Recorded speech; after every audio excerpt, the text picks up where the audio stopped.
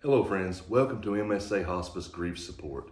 My name is Chaplain Josh and I would like to thank you for joining me today to continue discussing the bereavement journey, to talk about our grief.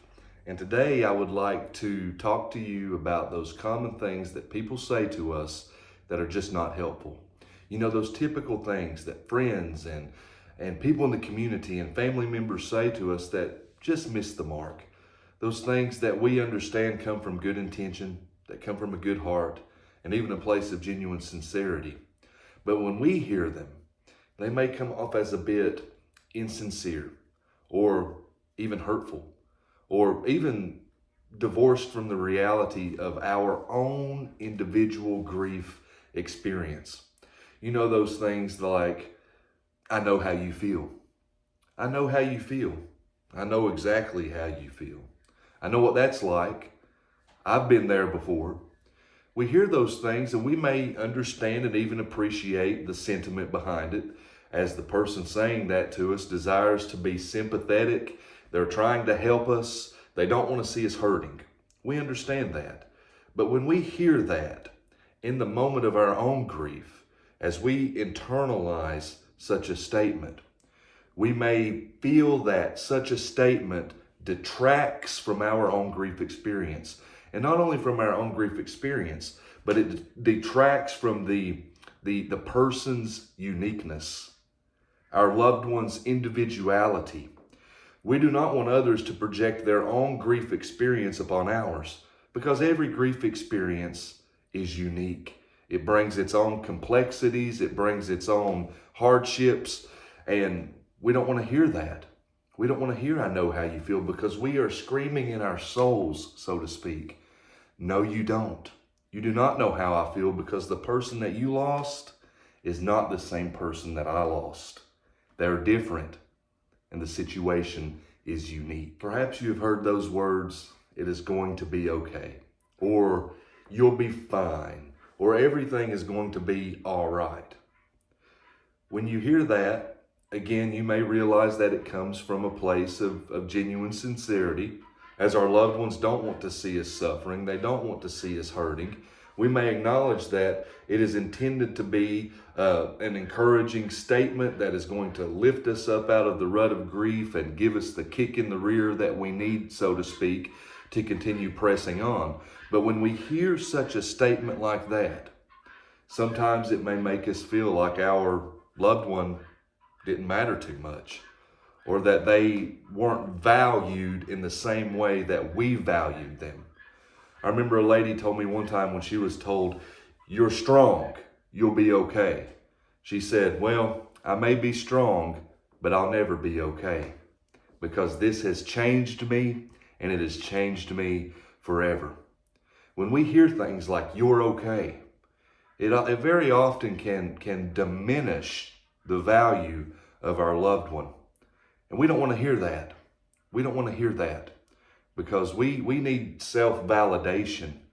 We need to hear that it is okay to not be okay. Perhaps you have heard a variety of those "well, at least" statements. You know, well, at least he didn't suffer. At least you know where he is. At least you got to spend some quality time with her before she died. At least she was asleep in the last days of her life and went peacefully. At least this, at least that. As one said, anytime those "at least" statements come into your mind, you may think them, but please don't say them, because we grievers, we do not want to hear those "well, at least" statements. They don't help us in the way that you think they do. Perhaps you have heard, it is time to move on. It is time to move on. This one can be very hurtful, and it can come off as quite insensitive, because we know as grievers that grief has no timeline. And we know as grievers, we need all the time in the world to grieve. And when we hear things like it is time to move on, it kind of strips that from us. It strips us of the right to grieve in our own unique way. Some of us need many months. Some of us need years. Some of us may seemingly heal a little bit quicker than others, but there's no set timeline for grief. And when we hear someone say something like, it's time to move on, or it's been 6 months now, it's been 8 months now, or whatever the case may be, we just don't want to hear that. We want to be affirmed in the right to take as much time as we need to grieve this person because they were so special and so near to us, so dear to our hearts, that we can't simply think, well, all I need is 6 months, all I need is 8 months, or all I need is a year. No, we need as much time as we need. Perhaps you have been told, reach out if you need something, or call me if you need something. Now we acknowledge that gesture is kind. The gesture is true. In all likelihood, someone is just telling you, hey, if you need anything, reach out to me. But as grievers, we are often already up to our necks in grief. We're nearly drowning in our grief. We're smothering because of this weighty boulder of grief. And when we are told something as simple as, call me if you need something, we may feel, well, great. I've already got all this going on from my grief, and now I'm obligated to reach out to this person to ask for something because that's what grievers are supposed to do. They're supposed to reach out if they need something. I can't tell you how many times in my experience as a bereavement coordinator in dealing with this very topic, this very gesture, reach out if you need something, in which bereaved family members have told me, you know what, that's nice, that's kind, but you don't have to tell me that. Just do something. If you know that I need help, just help me. Mow the lawn, offer to go to the grocery store, bring me a hot meal, help me with my laundry, pick up my kid from school. Just do it. Just take upon yourself that initiative and just do it. Because we've got so much going on as grievers right now that even a small task such as making a phone call can feel like that final weight, that final boulder that is just going to drive us into the ground. Perhaps you have heard those spiritual statements that are not quite helpful.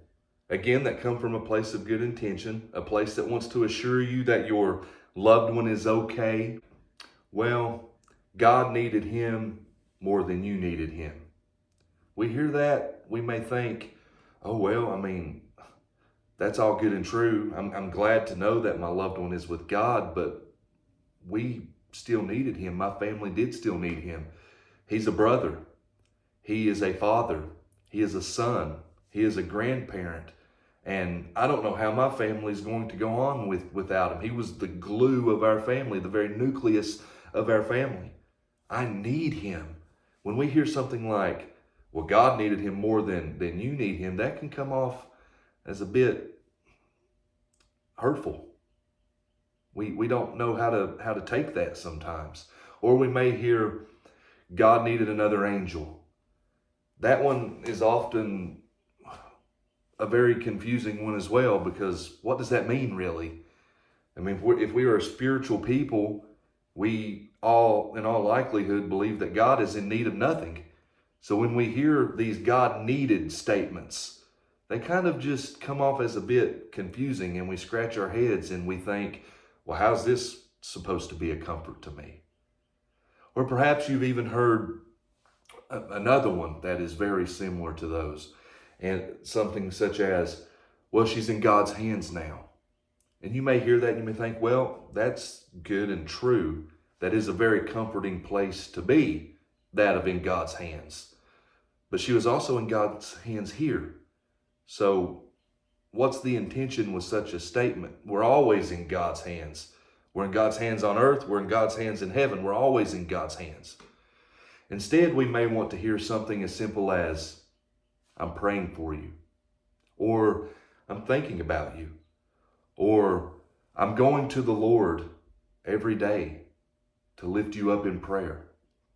That's the kind of things that we may want to hear. So how do we respond to the typical things that people say to us that are not helpful? Now, there's no set list, but I can offer you a few nuggets of encouragement today. First of all, be gracious to yourself. Be gracious to yourself. You have just experienced a great loss. Your emotions are all over the place. Your soul is sick. Be gracious to yourself. You need time.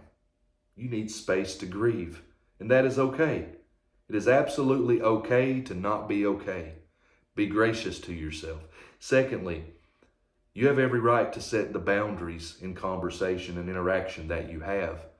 You've got every right to set the boundaries.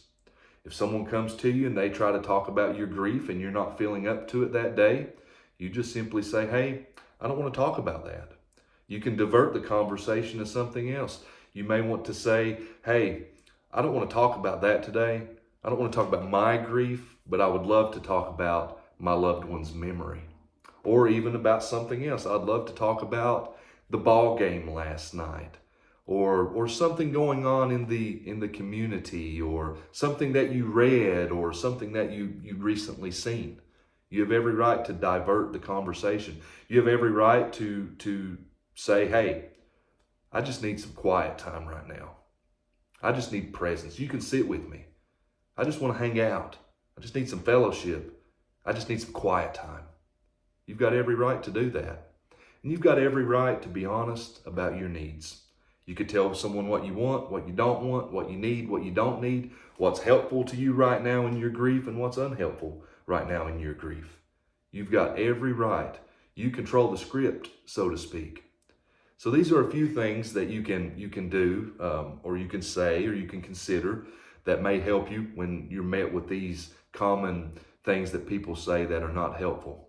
But as always, if you're in a place in your grief and you feel that it's quite complicated and you need to speak to someone, please reach out. Please give us a call. I've talked with many of you already, and you know that I'm here for you, and I'll be here for you to listen to you as long as you need me to be.